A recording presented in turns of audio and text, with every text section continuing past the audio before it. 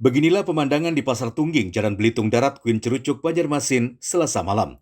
Pusat perbelanjaan tradisional ini dipenuhi warga yang ingin membeli pakaian untuk menyambut Lebaran Idul Fitri. Mereka rela berdesakan dan seakan tidak peduli lagi dengan kondisi pandemi COVID-19 saat ini.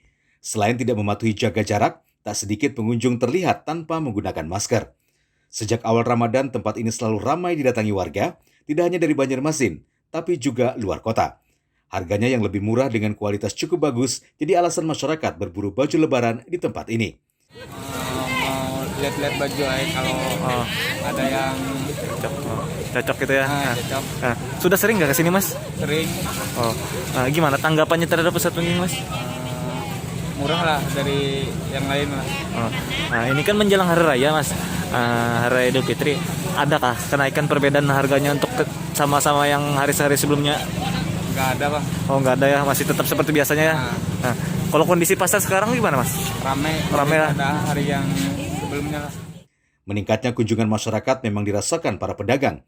Kondisi ini jauh berbeda dibandingkan hari biasa, terlebih pada saat Lebaran tahun lalu saat awal wabah virus corona.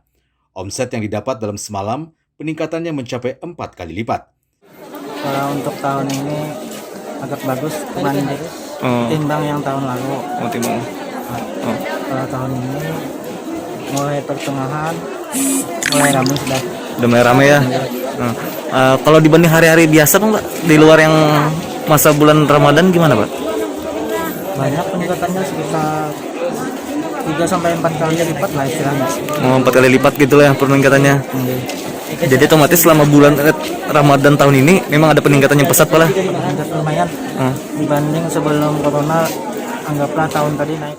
Ironisnya, meski sudah ramai dari awal Ramadan, namun tidak ada satupun aparat keamanan TNI Polri maupun Satgas COVID-19 yang berjaga di sini.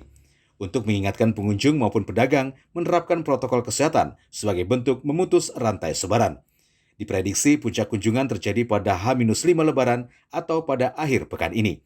Dari Banjarmasin, Yansen Aprianus, kontributor Kalsel 1net.